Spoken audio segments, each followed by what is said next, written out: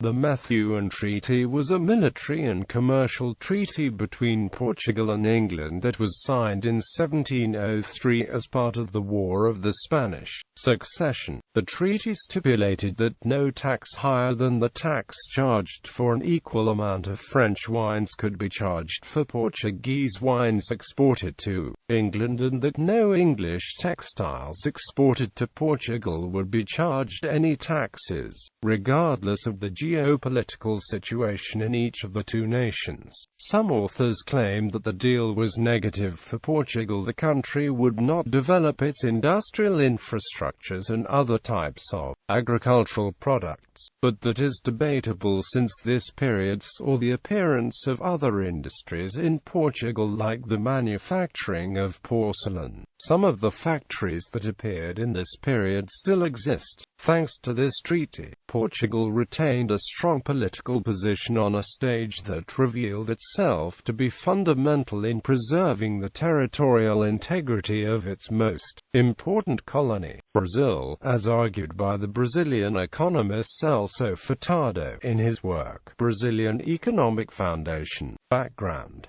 at the start of the War of Spanish Succession, Portugal had allied with France. As part of this treaty, the French had guaranteed the Portuguese naval protection. In 1702, the English navy sailed close to Lisbon on the way to and from Cadiz, proving to the Portuguese that the French could not keep the promise. They soon began negotiations with the Grand Alliance about switching sides. The Methuen Treaty was negotiated by John Methuen, who served as a Member of Parliament, Lord Chancellor of Ireland, Privy Councillor, Envoy and then Ambassador Extraordinary to Portugal, where he negotiated the Methuen Treaty of 1703. The treaty cemented allegiances in the War of Spanish Succession. The early years of the War of Spanish Succession in Flanders had been rather fruitless.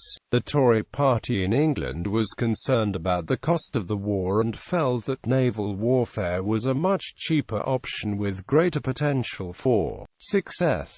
Portugal offered the advantage of a deep-water port near the Mediterranean which could be used to counter the French naval base at Toulon. Treaty. There were three major elements to the Methuen Treaty.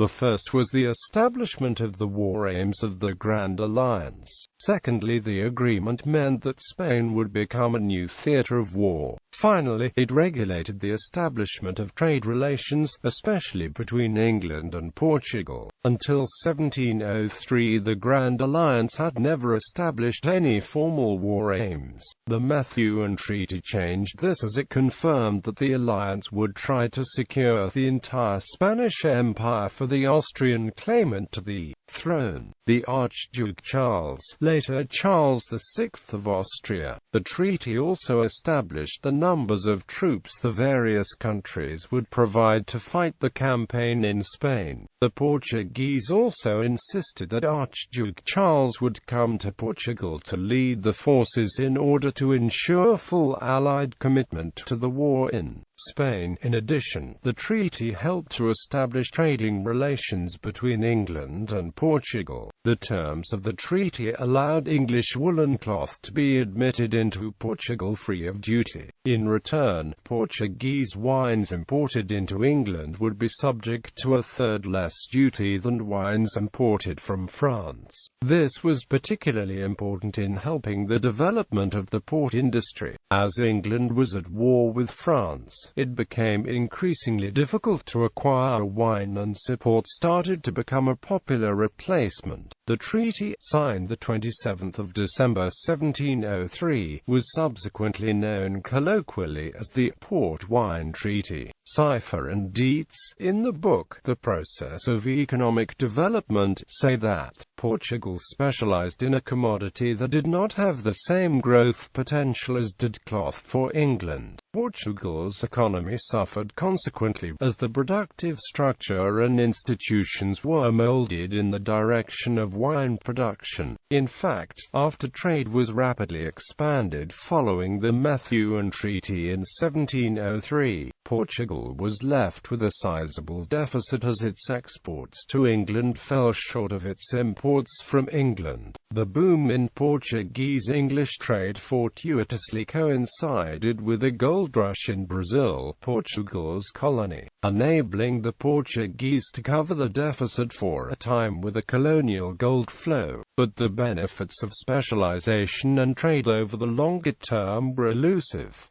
Ireland 1780s. The Kingdom of Ireland imported Portuguese wine at the low Methuen tariffs, but was banned under the Navigation Acts from exporting. In 1779, Ireland was granted free trade, but Portugal imposed higher tariffs on Irish textile imports than on English ones, arguing it was outside the terms of the Methuen Treaty. This was a tactic in Portugal's broader attempt to make Britain renegotiate the Methuen Treaty. As the dispute dragged on, Ireland imposed higher tariffs on Portuguese goods, and the Irish Volunteers' 1782 Dungannon resolutions included calls for a boycott of its wines. The 1786 Eden Agreement between Britain and France caused Portugal to relent in 1787 and allow Ireland low tariffs.